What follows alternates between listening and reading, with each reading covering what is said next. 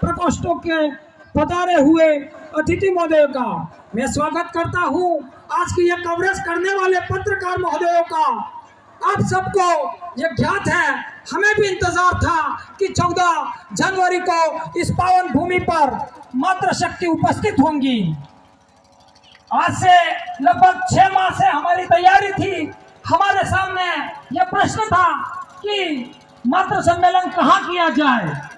मातृ सम्मेलन के स्थान का उपयुक्त का चयन करना हमारे लिए भी चुनौतीपूर्ण काम था, लेकिन हमने पिंडावल को चुना क्योंकि पिंडावल शुगर समाज का ऐसा गांव है जहां तीनों देवियों का निवास स्थान है। यहाँ शक्ति के रूप में माँ कालका का महामंदिर है। मैं उस माँ कालका को भी नमन करता हूँ। विद्या की देवी माँ गायत्री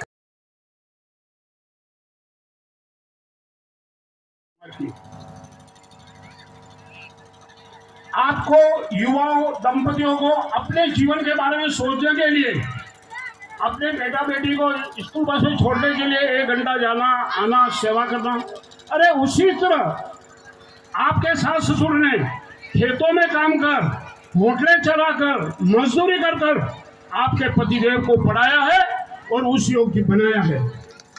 ऐसे ही नहीं बन गए।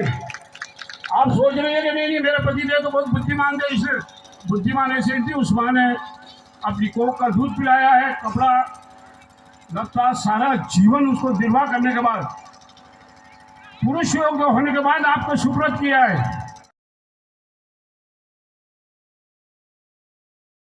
नहीं है, दोनों आपस में तालमेल रखने के सामंजस्य को बिठाए रखे। गांव के पंचों के द्वारा दोनों परिवार को समझाना एवं नहीं समझने पर उन्हें सामाजिक माता पिता के डिसीजन को महत्वता देते हैं, तो ये विवाह विच्छेद जैसी परिस्थितियां नहीं आती, क्योंकि जो हमें हमारा परिवार परवरिश देता है, आगे बढ़ाता है, वो हमारे लिए कभी बुरा डिसीजन नहीं ले सकता।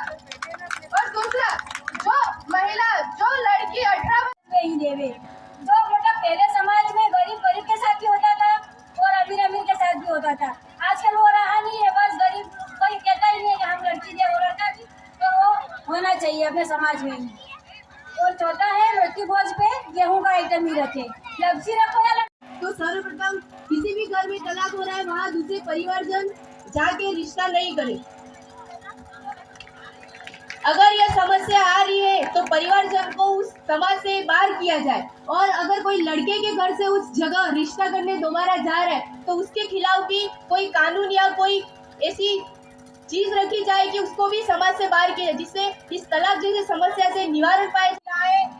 जो परेशान होकर के तलाक दे रही है, हमारे समाज का और हमारी पंचों का मानना है कि जो पक्ष निभाना नहीं चाहता है वह समाज से बाहर होगा, और संबंध विच्छेद के बाद यदि समाज का कोई भी परिवार उस तलाकशुदा के घर पे यदि रिश्ता लेकर के जाएगा तो वो भी समाज से बाहर होगा।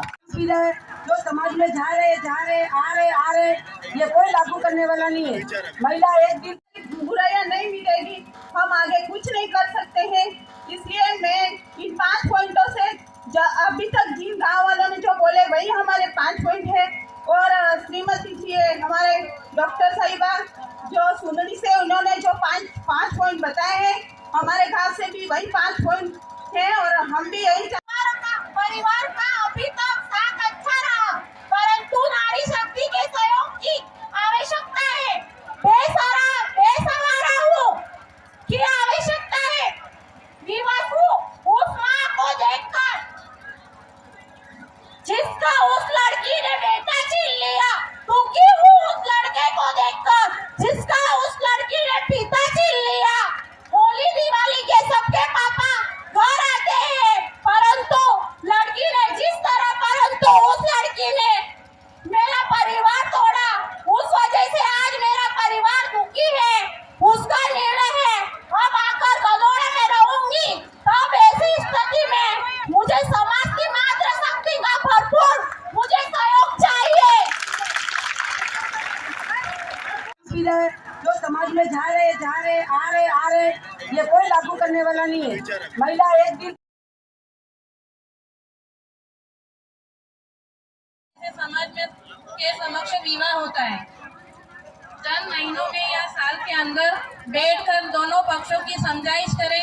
समझाइश न होने पर तह तक जाकर दोनों पक्ष में समाज की नजर में जो पक्ष गुनहगार है होगा उस पर 5 लाख रुपया दंड एवं समाज से असहयोग मतलब विच्छेद किया जाए। विवाह में सिर्फ मामा पक्ष के कपड़े ही स्वीकार किए जाए, अन्य रिश्तेदारों के कपड़े स्वीकार्य नहीं हो। मृत्यु भोज में गेहूं के अलावा दूसरे कोई भी व्यंजन प्रतिबंधित किए जाए। हमारे गांव में नई पीढ़ी युवाओं में नशा करने की आदत नहीं के बराबर है। उक्त बात को लेकर समाज कोई कठोर नियम बना दे, हम सभी समाज के साथ है। सीढ़ी प्रथा, वानिया, ढूंढोस पर महिलाओं को प्रतिबंधित किया जाए। किसी की मृत्यु के पश्चात मृतक के यहाँ 4 से 5 बार होली या दीपावली पर मृतक के घर कोई बैठने जाए, वो पाबंदी होनी चाहिए। समाज में सामूहिक विवाह के लिए जो भागी रहते हैं उससे मैं भी सहमत होना चाहिए। ऐसा सामूहिक विवाह होना चाहिए।